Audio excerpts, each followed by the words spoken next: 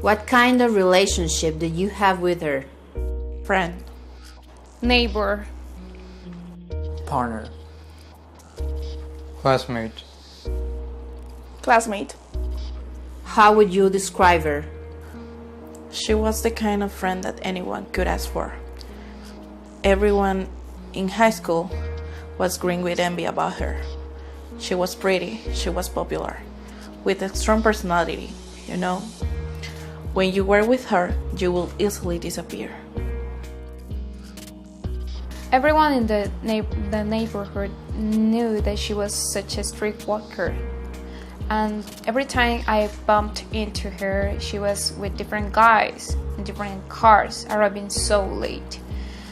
And she was always showing off things that she couldn't afford, you know, not for a girl in high school. She always did what she wanted. Actually, that's why things didn't work out properly with us. I repeatedly told her that her defiance would make her lose everyone's respect. But you know, she would not listen because she always liked to play the bad girl term. I didn't have the chance to genuinely connect with her, but anyways, I always heard my football teammates talking about her perfect figure and how easy being with her was. She would take any chance to rejoice about her figure. We didn't get along because she was an extreme attention seeker, and the girl in the street said that she was doing drugs and that she was into dark stuff. She's not like the kind of people I surround myself with. Why did you think she was murdered? Because she liked to believe she was the life of the party. I mean, I knew she had enemies, but I never thought these things would wind up that way. Well, she was such a hussy, you know, that I'm not surprised about what happened.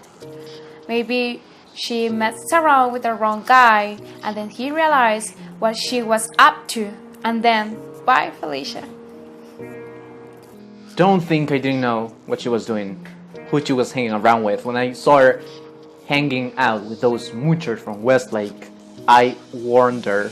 I did warn her. I told her, folks like us don't hang out with that kind of people. But she would not listen.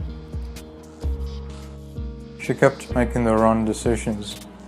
I tried to talk to her many times, but she continued dating those losers, creepers, and douchebags.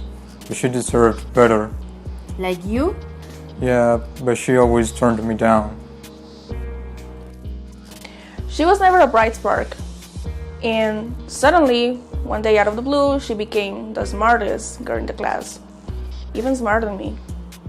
Later, I found her making out with Professor Macmillan in the library, and everyone knew he was part of the dark business. You know, you play with fire, you get burned. Easy. Did you notice any change in her behavior during the last days? She was always okay with compliments. They boosted her confidence. Yet, lately, every time we'd hang out, she seemed very nervous. I guess it was because she started to get even more catcalled than ever before. Some of the witnesses said that you were fighting her the night she was murdered. Why did you leave her alone if you knew she was being harassed? If you consider the fact that cars wouldn't stop coming at her department, a change. You kinda gave away the fact that you didn't like her. However, at this point, I'm sure you even hated her. Why? Look, I checked your phone and your browsing history, and I believe you were planning something. Why did you want to buy a gun? I can't tell whether she changed or not. You see, she constantly had these mood swings and I just stopped keeping track. Okay, you already declared that she was a troublesome girl. It would appear like everyone thinks so. But what I wonder is, why didn't you do anything when days passed without knowing about her whereabouts? Well, Mrs. Hans, you see, she always ghosted people. And after the first 3 failed attempts, I stopped leaving messages. It never bothered me, to be honest. That's funny. I've got this recording that implies it did bother you. I didn't notice anything weird at all. Since she'd become tired of me because of my weirdness, she'd picked on me during the last days. Whenever I approached her, she would simply leave without saying a word. Hence, I thought it was normal. And why were you keeping watch at 10 p.m. in front of her department?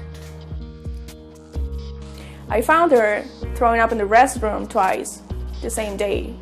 But she made it clear to me that if I opened my mouth, she would get back at me. That's all I remember. We checked the school cameras. What exactly were you leaving in her locker the day before she was killed? Do you think she deserved it? No. Well, I don't know. Yes, she did. Totally. Of course not. But I would like to see my lawyer. I have no idea.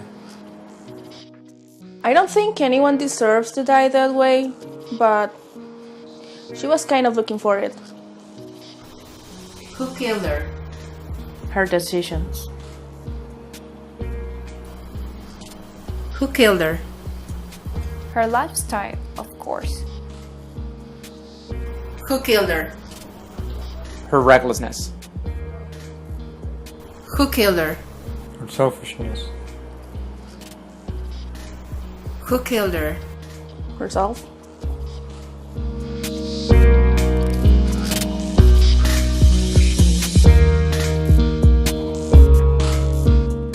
Silence. Why? Because we are not talking about the stalker, about what he has done. We are pointing out the victim, what she was doing when he came to kill her. Was she a slut or not? Was she wearing tiny clothes? Was she drinking or doing drugs? But what about the guy who was touching her body? He was following her, saying nasty words that she didn't ask for. He was looking at her all the time in her neighborhood. He took her life like she was nothing. While we are here criticizing everything about her lifestyle, but we are not doing anything to help the next victim. The indifference. I think the killer was every person who knew about all her problems and didn't do anything. The indifference is always surrounding us. We women are not the property of anyone. We need to be respected and valued. We have to change our selfish mind and start having more empathy towards people. We can do something by speaking up. We killed her. Society killed her. When a girl is raped, we blame the girl, but not the rapists. When a woman is murdered, we blame the woman, not the murderer. And this has to stop. We have to work all together to educate young men and women so that this problem comes to an end. Just think about it.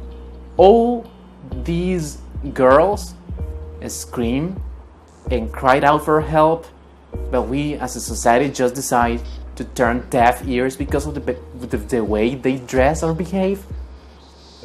It doesn't make any sense. Sexism killed her.